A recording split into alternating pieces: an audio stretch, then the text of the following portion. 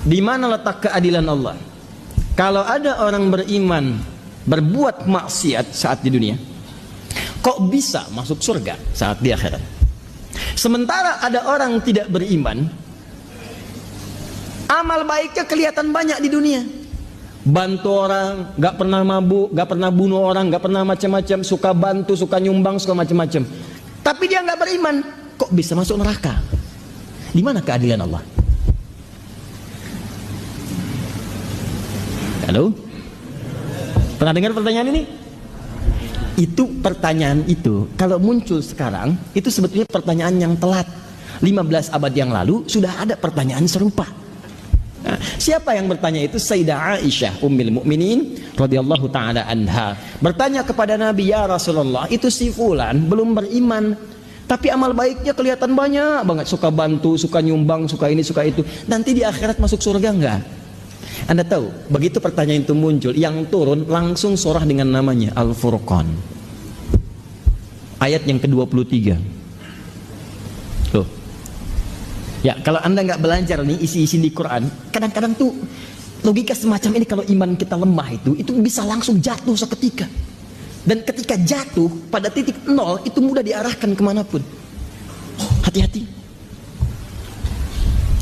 Wa qadimna ila ma amilu min amalin faja'alnahu haba'an manthura. Quran surah ke-25 ayat 23. Hambaku, aku ciptakan kau itu untuk banyak ibadah, jangan banyak mainnya. Wa ma khalaqtul jinna wal insa illa liya'budun. Wa qasamtu laka rizqaka fala tat'ab. Dan kamu mesti yakin aku telah tentukan kadar rezekimu, jangan terlalu lelah. Kerja ini hanya untuk mengumpulkan. Aku udah bagi, kamu berikhtiar, kamu dapat. Kamu mendekat kepada saya untuk ibadah, saya berikan keberkahan dan luaskan rezekimu. Kamu tinggalkan saya untuk mencari dunia, maka saya akan buat kamu sibuk dalam urusan dunia. Kamu merangkak mencari dunia, sibuk, malam mikirin dunia, sore mikirin dunia, siang mikirin dunia. Dan kata Allah, saya pastikan kamu pun tidak akan meraih lebih daripada apa yang telah aku tetapkan untukmu. Di mau secapek Anda pun dapatnya cuma segitu juga. Jangan terlalu banyak mainnya. Nah, jadi kalau kita ingin bicara surga dengan neraka, fokus baik-baik, maka tempat yang dibicarakan bumi atau akhirat? Saya ulang. Di bumi ada surga tidak? Tidak. Ada neraka tidak? Tidak. Nah, di mana ada surga? Di akhirat. Kan pertanyaan tadi, kenapa dia tidak masuk surga, yang lain masuk surga? Berarti Anda sedang bicara hukum akhirat, bukan sedang bicara hukum dunia. Jelas? Nah, dalam kaidah mengatakan, di setiap tempat yang berbeda pasti memiliki hukum yang tidak sama. Jangankan masalah akhirat, di bumi saja kalau tempatnya beda, hukumnya tidak sama. Toilet Lebak Bulus akan beda dengan toilet Kampung Rambutan. Di sini bayar 1.000, sana 2.000. Parkiran sini 3.000, parkiran sana 4.000. Anda ke GGP dengan Grand Mall, jangan harap kemudian bayarnya sama. Saya dari GGP bayarnya segini, kenapa di sini beda? Kalau mau sama, Bapak parkir di Grand Mall sana, bayarnya ke sini. Silahkan. Oh, itu baru hukum dunia. Maka apalagi ketika Anda akan bawa ke hukum akhirat. Kalau Anda ingin pindah ke tempat yang lebih hebat lagi, tempat yang lebih bagus lagi, maka jangan samakan dengan hukum yang pernah Anda dapati saat berada di bumi. Makanya jangankan hukumnya, benda-benda bumi pun gak akan dibawa ke akhirat. Makanya ketika seseorang kemudian wafat itu artinya meninggalkan bumi, meninggalkan dunia, maka disebutlah kemudian telah meninggal dunia. Kenapa kalimatnya meninggal dunia? Orang sudah paham kok, wafat juga cukup wafat. Kenapa kalimat meninggal dunia dimunculkan? Maksudnya semua hukum-hukum dunia, bekal-bekal dunia akan ditinggalkan ketika dia meninggalkan tempat ini. Ayo, antum yang kumpulkan uang yang banyak, antum kumpulkan handphone yang banyak, yang paling canggih, kumpulkan mobil yang paling hebat, luaskan rumah antum, silahkan. Cuman saya kasih tahu dari sekarang, begitu antum meninggalkan dunia, antum akan meninggalkan semua yang antum banggakan itu. Nggak usah takut kalau Anda disebut oleh sementara orang kamu nggak kaya, nggak apa-apa, cukup hidup. Toh orang kaya juga kalau meninggal nggak akan dibawa kekayaannya. Silahkan cek, gelarnya sama, tinggalnya sama dalam tanah. Nggak percaya silahkan, dia meninggal, antum meninggal, sama aja. Nggak ada orang dikuburkan dengan mobilnya, dikuburkan dengan handphonenya, dengan rumahnya, dengan kebanggaannya, nggak ada. Kenapa? Karena yang dibawa ketika dia pulang ke tempat lain bukan bekal dunianya, ini habis, tinggal. yang dibawa ke akhirat? Yang dibawa itu bekal amal akhirat, bukan dunia. Jadi tidak adil kalau ada orang ke akhirat bawa bekal dunia, itu nggak adil. Yang adil itu siapkan bekal akhirat. Begitu kamu ingin ke sana, bawa bekal itu. Jelas? Nah sekarang persoalannya, apa bekal akhirat itu? Bekal akhirat itu cuma dua. Kalau ingin masuk surga, dua bekalnya. Satu iman, kedua amal soleh. Saya ulang. Satu iman, dua apa? Amal soleh. Buka Quran surah kedua Al-Baqarah ayat 25, paling kanan sebelah atas. Wa basyiril ladzina amanu, iman, wa amilus solihati, amal soleh, anna lahum jannatin tajri min tahtihal anhar. Maka orang yang punya iman dan membuktikan imannya dengan amal soleh itu, kami akan jamin muaranya dengan surga dengan segala keindahannya. Sungai-sungai mengalir di bawahnya dengan segala ragam dan jenisnya. Ada air susu, ada macam-macam, ada madu dan sebagainya. Maka kalau anda ingin masuk ke surga, bekalnya cuma dua. Satu apa? Iman. Kedua apa? Amal soleh. Ini bekalnya. Pertama iman, diberikan bekal semua. Semua yang lahir itu membawa iman dalam dirinya. Cuman yang merubah itu lingkungannya. Kullu mauludin yuladu alal fitrah. Semua yang lahir dari rahim manusia manapun membawa fitrah. Fitrah diantaranya apa? Keimanan. Dari mana taunya? Buka Quran surah 30 ayat ke-30. Fa'aqim wajhaka lid-dini hanifa. Hadapkan dirimu kepada din yang sesungguhnya, yang lurus, yang benar. Apa itu din? Islam. Tahu dari mana? Quran surah ketiga ayat 19. Inna dina indallahil Islam. Teruskan ayat yang tadi. Fa'aqim wajhaka lid-dini hanifa. Din Islam. Fitratallahi allati fataran nasa 'alaiha. Itulah fitrah yang Allah berikan pada setiap manusia. Dia orang itu semua lahir ada fitrah. Fitrahnya itu beriman. Cuman sayang kata Nabi, kullu mauludin yuladu 'alal fitrah fa abawahu yuhawwidani au yunassirani au yumajjisani. Maka lingkungan abawa itu bukan cuma orang tua. Kadang orang tuanya muslim, disekolahkan di tempat yang bukan islami, terbawa, pindah keyakinan, iman hilang. Itu jadi masalah. Gaul di tempat orang yang tidak beriman, ke bawah, ngobrol, diskusi, ke bawah, pindah, hilang keimanan. Itu bekal iman tidak ada, tinggal amal soleh. Apa bentuknya amal soleh? Nih, banyak. Setiap kegiatan kita berpeluang jadi amal soleh kalau dilakukan dengan iman. Contoh, mau duduk? Bismillah. Begitu saya duduk, itu kalimat bismillah ya, itu yang menjadikan duduk saya mendapatkan pahala. Itu yang disebut dengan amal soleh. Saya ulang ya, saya ulang. Fokus. Semua kegiatan di dalam Islam, dan saya pastikan kepada anda, saya mencoba untuk meneliti di beberapa yang lain, saya tidak temukan, cuma di Islam. Ya, ini kaidah kita. Jadi kalau ditanya bisa jawab, bukan dalam konteks merendahkan yang lain, tidak. Perhatikan baik-baik. Cuma di dalam Islam yang semua aktivitasnya itu bersanding dengan doa, dari mulai bangun tidur sampai tidur lagi. Silahkan cek. Bangun tidur kita ada doanya? Ada. Cek di tempat lain, anda tidak akan temukan. Bahkan diatur. Dan tahukah anda, doa yang diucapkan, yang mengantarkan pada setiap perbuatan itu bukan sekedar kalimat formalitas, tapi dia punya dua fungsi. Satu, doa itu menjadi bimbingan akan aktivitas yang kita kerjakan, sekaligus mencatatkan aktivitas itu sebagai pahala. Alhamdulillahilladzi ahyana ba'dama amatana wa ilaihin nusyur. Ya Allah, saya bersyukur kepadamu, terima kasih saya diberi kesempatan hidup lagi ya Allah, padahal bisa engkau wafatkan saya dalam tidur tadi. Alhamdulillah, terima kasih ya Allah. Wa ilaihin nusyur, saya berjanji hari ini akan mencari bekal lebih baik daripada hari sebelumnya, sehingga kalau saya wafat hari ini saya lebih baik daripada hari sebelumnya.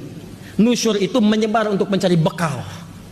Itu artinya. Dan anda katakan sejak bangun tidur, hari ini saya berkomitmen akan lebih baik daripada hari sebelumnya. Jadi kalau sebelumnya nggak jamaah, hari ini jamaah. Sebelumnya membaca Quran, hari ini baca Quran. Sebelumnya nggak sodako, hari ini sodako. Anda berpikir bagaimana kalau wafat hari ini harus lebih baik daripada hari kemarin. Mudah-mudahan saat sujud meninggal, saat sodako meninggal, saat baca Quran meninggal. Itu maksudnya, itu bimbingan. Begitu anda ucapkan, maka bangun tidur anda dituliskan pahala. Itulah amal soleh. Itulah amal soleh namanya. Nah, amal soleh yang naik ini, yang naik kemudian dicatat sebagai pahala, itu wujudnya disebut dengan hasanah. Muncullah keterangan di Quran surah ke-6 ayat 160. Man jaa'a bil hasanati falahu asyru amsalihha.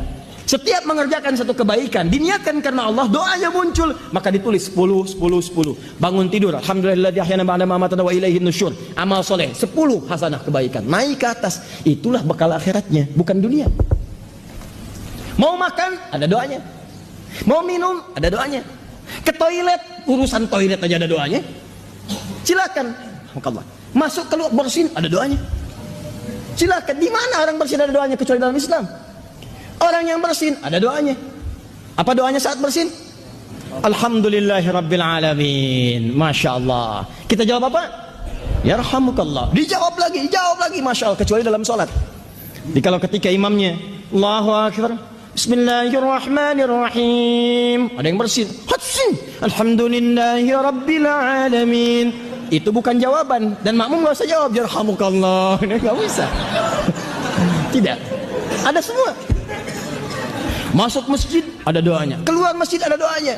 Tahukah Anda ketika Anda mengucapkan doa itu sesungguhnya adalah ladang-ladang amal yang kita kumpulkan, pundi-pundi pahala yang kita harapkan.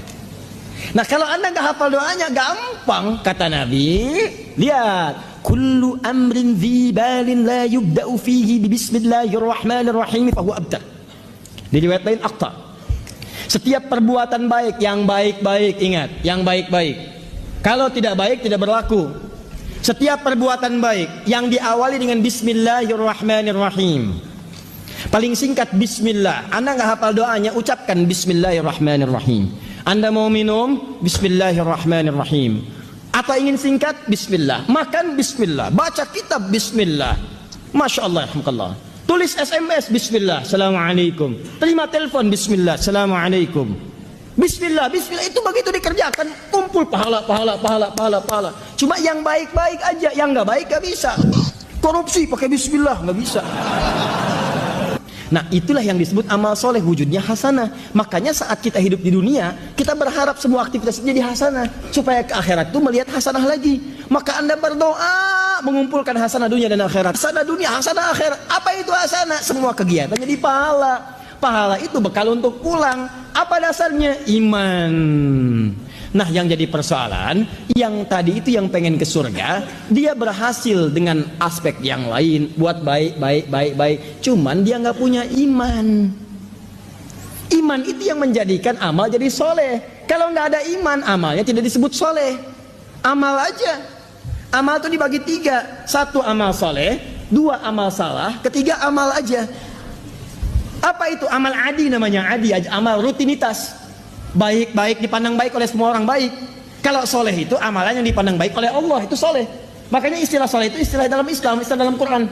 Ada di Quran surah ke-7 ayat 189. Lain ataitana sholiha lanakunanna minasyakirin. Takwa istilah Quran, iman istilah Quran. Tidak ditemukan dalam hal-hal yang lain. Itu istilah Quran itu. Istilah Quran. Di ketika Anda mengatakan teman-teman, amal soleh, amal yang diridhoi oleh Allah. Kapan amal diridhoi oleh Allah? Ketika ada iman dalam mengerjakannya. Anda pun sholat kalau nggak pakai iman kelihatannya ibadah, tapi Allah nggak ridho, nggak jadi amal soleh. Bahkan disebut celaka. Fawailul lil musallin, celaka orang sholat. Yang sholat aja bisa celaka, apalagi yang nggak sholat. Itu kesimpulannya. Apakah semua orang sholat celaka? Tidak. Alladzina hum an sholatihim sahun, alladzina hum yuraun. Karena nggak ada iman, dia nggak pengen dilihat Allah, pengen dilihat oleh orang lain. Infak tanpa iman gagal, habis amalannya, ambil ditelan bah.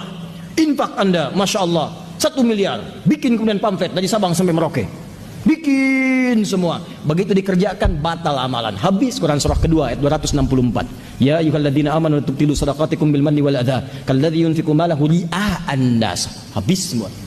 Nah, teman kita ini dia lulus pada ujian yang lain, tapi tidak lulus dalam aspek keimanan. Sehingga amalnya tidak menjadi amal soleh, hanya amalan rutinitas saja.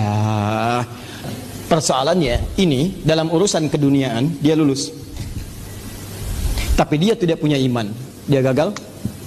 Dan iman tidak bisa menjadikan amal ini menjadi amal soleh, dia gagal. Dia gagal di 2 ujian, walaupun berhasil di 1 hal. Tapi sifat keadilan Allah ini yang paling dahsyat. Karena Allah Maha Adil. Hei, kamu kan tidak beriman, tapi berbuat baik. Perbuatan baik kamu kan untuk urusan dunia, bukan urusan akhirat. Maka Allah pun balas semuanya saat di dunia. Karena dia mengerjakan itu dalam konteks dunia, bukan dalam konteks akhirat. Karena tidak ada iman, maka Allah berikan balasannya langsung di dunia dan dipercepat balasannya. Saking adilnya Allah. Maka turun ayat wa qadimna ila ma amilu min amal. Quran surah ke-25 ayat 23. Kalau ada orang tidak beriman banyak mengerjakan kebaikan, dan karena tidak ada iman berarti kebaikannya urusan dunia, maka Allah pun balas dengan balas.